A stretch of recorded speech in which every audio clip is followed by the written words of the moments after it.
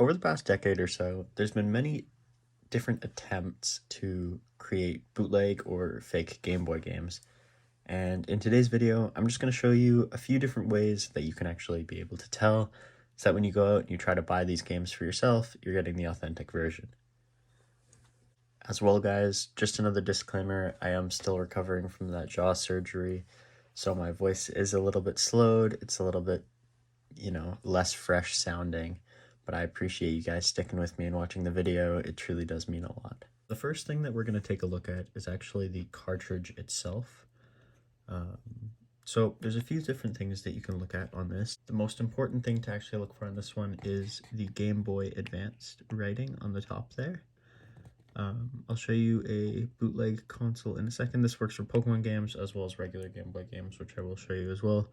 Making sure the letters aren't too punchy, they're in the correct spot, and they're not too protruding from the actual console. I'll show you this with my copy of Need for Speed Underground 2 as well. As you guys can see, firmly in the center, no punchiness or anything too crazy. Everything looks really solid there.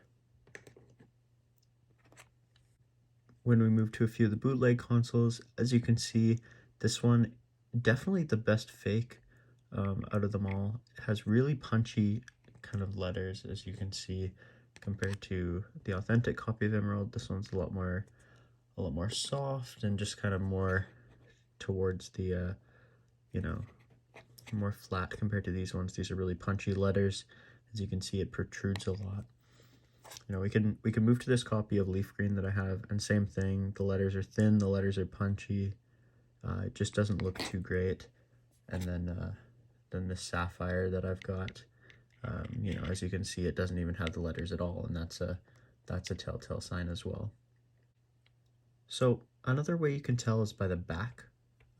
As you can see, it has the Nintendo logo here, model number AGB002, patent pending, made in Japan. So all of them are going to have that Nintendo seal, and I'll show you with my Need for Speed copy as well, is that they have that Nintendo on the back. Everything looks good. The writing isn't too claspy or close together. There's no mistakes or anything. On some inauthentic cons or on game cards, it's harder to tell.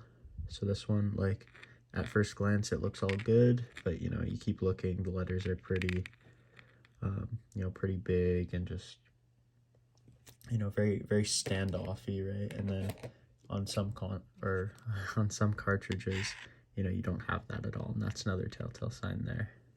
Moving on to some other stuff that you can kind of tell, we're going to start moving on to the actual sticker portion, which some games won't have the sticker, like my copy of Fire Red here. As you can see, it just doesn't have the sticker, so you can't always tell based on this. But one of the biggest things that you can tell is if you see this little 09 kind of number on here, all Game Boy Advance games will have, whether it's a Pokemon game or just another Game Boy Advance game, they'll all have a stamped kind of serial number there. This one's 22. This Emerald is number 9, as you can see.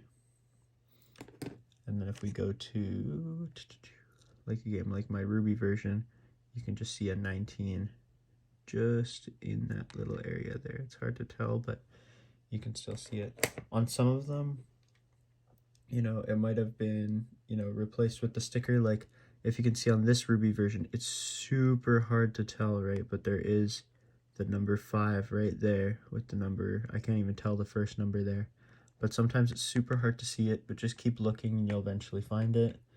If I move this to the side and we look at this inauthentic we can see that there is no sign of that number anywhere there. And that does, in fact, stay relative to each of the inauthentic consoles that I have in my possession right now. I can look at this the Sapphire one, and yeah, once again, there's just no number there. So that's a really good sign, a good way to tell. Another couple things you can do is just compare them to like photos of an authentic copy when you do this. So as you guys can see, the bootleg is on the bottom, the authentic copy is on the top. As you can see, just some differences with the Nintendo logo here. The one on the top is nice and centered, and all the letters are looking in the right spots. on the bottom, you can see that there's like a little bit of space between the T and the E there.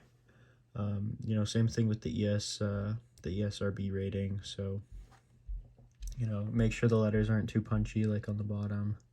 And then the E is nice and thick, of course, whether this one's looking a little bit more thin than the other one. Another thing you can look at is the official Nintendo seal on the bottom. Just make sure it all looks really crisp. As you can see that there's a little bit of space between the T and the E on there. And yeah, other than that, just making sure everything kind of lines up the same. Like the AGB kind of seal on the bottom looks all good. Like this is a really solid fake, right? So they've done a lot of things like really close. So you know, just looking for those signs, you know, on the cartridge or on the sticker can really go a long way. I'm actually going to kind of open up the actual cartridge and show you guys some of the inners and the inner kind of stuff that you can see from next. There's a few differences with the insides of the console here. I'll just pop kind of both in the frame there. So the first thing and the most obvious thing, well, there's two really obvious things, but you know, the one has the internal battery, the second one has a different kind of style. So on every game that uses an internal clock, you're going to see a lithium cell battery in the top corner there. And what that does is it allows it to control the saves, it allows it to control the any aspects of real-time events that occur in the games. So if your copy of Ruby, Sapphire, or Emerald doesn't have that, and doesn't have a spot where you can kind of put that on top of one of the circuit, kind of the black circuit pieces in there, then your game is going to be inauthentic. Another thing that you can tell is the writing on the bottom of this one definitely doesn't line up to one of an authentic copy. That's another telltale giveaway, as well as just the overall different components on the circuit board, right? So, you know, this doesn't line up to down here. You have this big piece, and, you know, this is controlling all of your saves on this one, right? Where you don't have that battery and that doesn't have to connect over here. So definitely just some imperfections, to say the least, with this. I'm going to flip them over. I'm going to take them out, and I'm going to show you kind of the further side of it and just kind of show you what I'm talking about with it.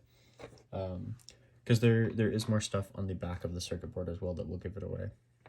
Being as careful as I can be, just looking at the back of this circuit board, as you can see, especially on this bootleg copy, you have a lot of little dots and a lot of different lines, and they're very defined, right? Like you can see the you know, the definite lines, the definite patterns. These ones only stay inside the circuit lines and are very small and kind of contained, as you can see. On the bootleg copy, there's no TP1, TP2, and TP3 at the top right corner there, as you can see. There it is. So as you can see, there's just nothing that kind of associates with that. And another really big sign is this kind of like this little kind of board here, where you have the 4 rectangles in the corner. On all of my authentic games, I'll try to show another one without bumping everything. In all my authentic games, as you can see, you can kind of see that through there. And that also, that'll line up with other games as well. So there's a few things that you can tell with the circuit board. Once again as well, there's not usually going to be writing on the circuit board, right? But that's a few things that you can tell. I'm going to go over another kind of few things, and then hopefully that will give you guys enough information to be able to decipher it for yourselves.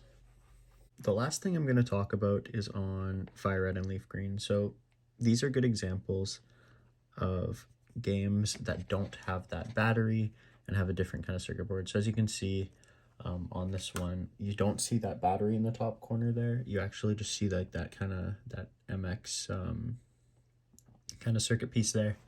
And you guys can't see it in there, but I'll take this game apart really quickly and just kind of show you. As you can see, there's no battery on that one, because these games don't use an internal clock. So as I kind of take this apart, I'll show you guys. So it will be a little bit harder to tell, like on the inauthentic copy, but as you can see, you know, just match up. Like this is actually pretty similar, right? As you kind of look, there is a little bit of an imperfections there, but just make sure that kind of these big pieces do line up with what you're seeing there.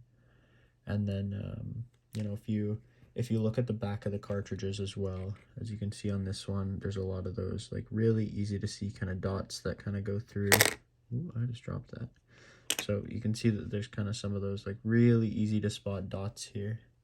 And then if you take a look at, you know, the fire red copy, you know, once again, having this this rectangular shape, the dots are kind of still there, but only at the bottom there. You can't really see them anywhere else.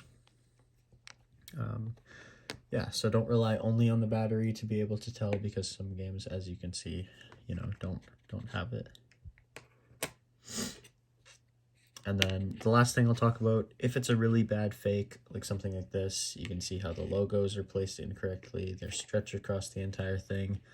You know, anything that looks suspicious, you know, most likely is suspicious, right? So if you, at the end of the day, if you do have to ask yourself, you know, is this real? Is this inauthentic? Like, and you really aren't sure, and it's not from a reputable source, and it's, you know, sometimes these deals, right, they are, you know, too good to be true, right? So the best thing is just use caution when you are, you know, you're going to be purchasing some stuff like this. You know, there is a lot of imperfections out there, right? So we'll go over it one more time as far as kind of what you should look for.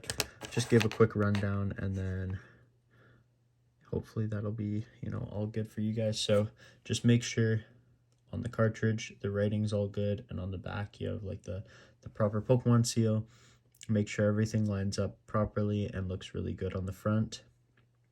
And then if you can, check that inner circuit board and just see if there are any imperfections on that I've mentioned.